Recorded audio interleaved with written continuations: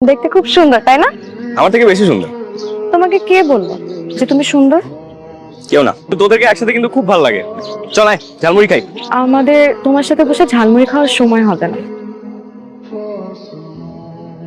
হাতে আসলি ফুপু দেখো। লুকিয়ে এসেছে। কেন? দেখতেলাম অন্ধকারে তোমাকে কেমন লাগে, ভীতু না সাহসী।